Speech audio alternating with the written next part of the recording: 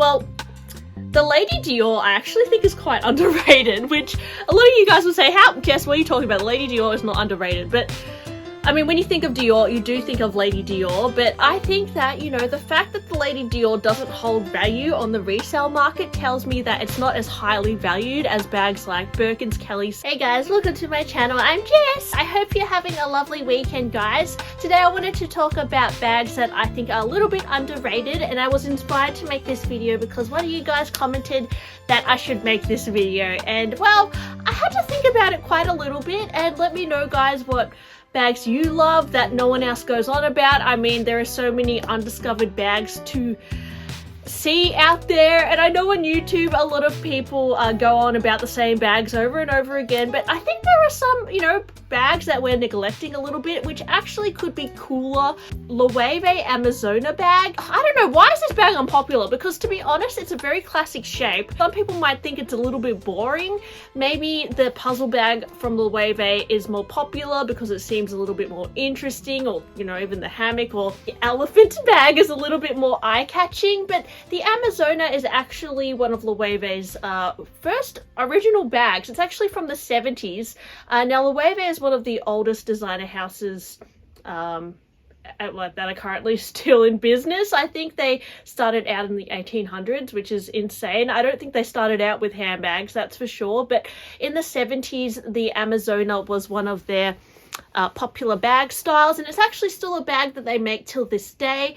If you notice on the pre-love market, usually the Amazona does not hold value, but I've noticed that Loewe are releasing more unique iterations of the Amazona bag. If you look at the previous Studio Ghibli collections, you could get some with like some interesting marquetry on them. So I really like the Amazona bag, and if you touch and feel these bags, they generally feel really amazing quality. The inside is this buttery soft leather. Next bag that I think is underrated is probably the Delvaux Brilliant bag, and Delvaux as a brand isn't, I feel like, as talked about on YouTube compared to Hermes or Louis Vuitton or something like that, but the Brilliant bag was actually a bag that came out in the 1950s, and I recently noticed Selena Gomez wearing it. I thought it looked amazing. Now, it is that kind of like Kelly-esque silhouette, you know, it's got the top handle and the flap, but I really love the oversized buckle on these bags. I don't know, I don't see enough people unboxing Delvaux bags. That being said, I've never had a Delvaux bag myself, but I do notice that most of the Delvaux styles don't hold value as well in the pre-love market, which tells me that they're not as highly valued as other brands like Chanel and Hermes, but I think it's such a gorgeous bag, and Delvaux are renowned for their good quality. I mean, if I wasn't, you know, if I had all the money in the world, I 100% would buy a Delvaux bag. I think they're amazing, and the Brilliant bag in particular, I feel like is so classic and under the radar, is the Ferragamo Icon bag. This was reissued recently. It's actually a bag that I think came out in the 90s, but it is such a quirky style. I actually have a vintage version, a bit roughed up. It's actually, yeah, I got it for only a few $100s, and it's not in the best condition, but I absolutely love the reissued version of the Icon bag. I just think that this silhouette is just so beautiful.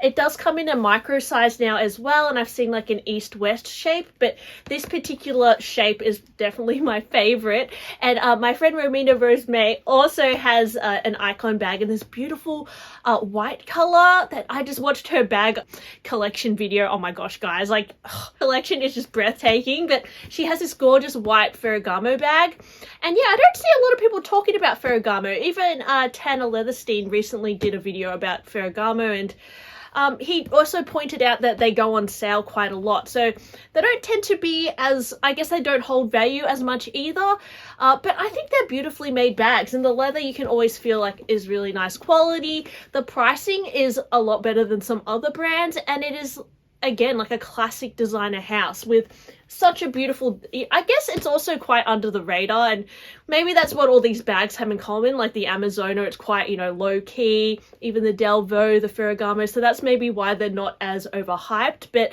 I think that Ferragamo is also super underrated in terms of handbags. Next bag category that I think is underrated is vintage Hermes bags. Recently I was on scrolling my Instagram, and I follow this lady called the Bag Hag, and I really love hearing her points of view about handbags. Anyway, she was talking about vintage Hermes bags and how a lot of the closures that Hermes used to do in the past were really intricate, beautiful, and would just not be made today because they were kind of too fancy, too complicated, and not commercial enough for mass production, basically. I think that's really interesting because I would say if you think of like some of the most popular bags, they tend to have like a clip closure or just like a simple turn lock or something like that. But some vintage Hermes bags had these really interesting closures, which I just think that was quite underrated. And you can pick up some vintage Hermes bags for really good deals. I do have my Paloneer, which I admittedly don't wear much. I got it bag sparred recently, but I really do love the closure on it because it has this latch and then it opens like this, and it has such like substantial gold hardware on it. This bag is from the 1960s, and the hardware still looks, I mean, really good for its age. Well, I guess it's from the 1960s, so it's literally 60 years old, which is pretty impressive for this bag. And the interior is like the most buttery soft leather. So I really would like encourage, if you're into handbags, look at some vintage Hermes bags. I'm not necessarily saying to buy them, but you can really get a lot of inspiration from some of the old clasps that they used to do. And even modern day Hermes, I mean, they're really innovative with the way that they design the closures of their bags. I don't think enough brands do such cool, like, they kind of think outside the box, which I really like. And, you know, a lot of brands will cut corners these days, or I suppose people prefer more simplistic closures, which you can get it in and out of easier. But I quite like that detail to a luxury bag where it has this very you know, intriguing closure. So I think vintage Hermes is underrated because a lot of people haven't discovered or don't really know much about some of those old style bags that they used to do and produce. And yeah, they kind of just harp on about the Birkin, Constance, and Kelly, which I do love those bags as well. But there is a lot more to like Hermes bag history than that. In fact, they have so many other like amazing bags to discover, which sometimes don't go for much. They can go for less than a Chanel bag on the pre-love market, and they're usually like amazing quality. Obviously, my vintage one was in a bit roughed up condition, but you can find ones that are just amazing. I also love this bag that has a little palm tree on it. I actually saw it again in Japan, and I think Palm Angels ripped this bag off, but it is a really cute bag. And yeah, I feel like a lot of designer brands would look at vintage Hermes for inspiration because they were so innovative at the time. Well, I know for Saint Laurent, a lot of people go for the Nikki bag, the Loewe, but I think that like one of the most underrated bags from Saint Laurent is the Sac de Jour.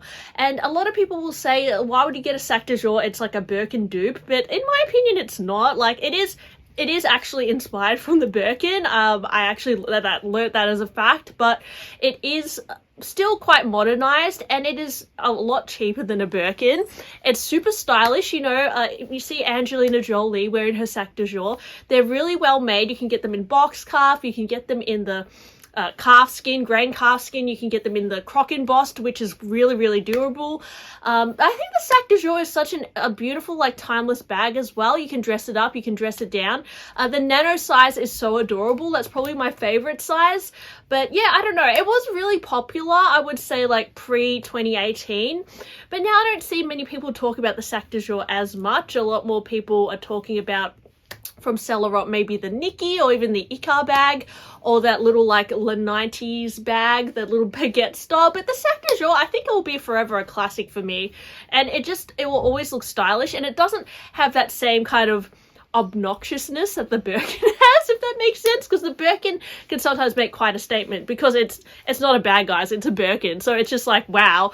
But the Sac de Jour, you know, it's stylish, but it's not too, you know, showy offy, which I quite like in a bag sometimes. And what else have I written here? Well, the Lady Dior I actually think is quite underrated, which a lot of you guys will say, how, Jess, what are you talking about? The Lady Dior is not underrated. But I mean, when you think of Dior, you do think of Lady Dior, but I think that, you know, the fact that the Lady Dior doesn't hold value on the resale market tells me that it's not as highly valued as bags like Birkin's, Kelly's, Sac de Jour, Birkin's, Kelly's, Classic Flap, all that. But the Lady Dior, it's actually such a beautiful bag. Now, I've never bought one myself. I have tried it on before. I've kind of tried to make myself like it, but it never really It always felt a little bit too like fancy for me in a way. I don't know why. But I think it's a gorgeous bag, and I think it is really underrated. Now, that being said, the price point now in the store is quite expensive. I think it's like $9,000 or so for a small Lady Dior in Australia, which is really expensive. But I think it will be forever a classic, and I think it is quite underrated. It's also sometimes some people find it, like I know I was watching Colourful Noir recently, and she was saying that she actually uses her Lady Dior more than her Chanel flap bag. And yeah, I don't know, I really like the Lady Dior, but yeah, I can see why. I mean, it didn't work out for me. Like, it doesn't really go with my style, but I think I can appreciate the bag. And I do think that, like, I'm surprised that it doesn't hold value as much in the pre-love market, actually.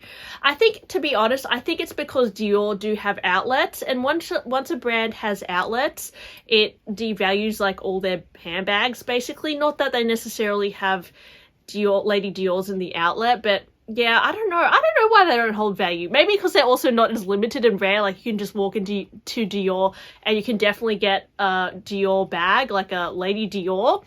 Maybe there's some styles that definitely would be more limited, like those little Himalayan versions and all that, but I don't know, I do like the Lady Dior. And then finally, my top most underrated bag that I would say is the Bolide bag. Now, a lot of people say the Bolide bag is just, you know, just like a Louis Vuitton Alma, but the Bolide actually was invented before the Alma, guys, and it was the first bag ever to have a zipper.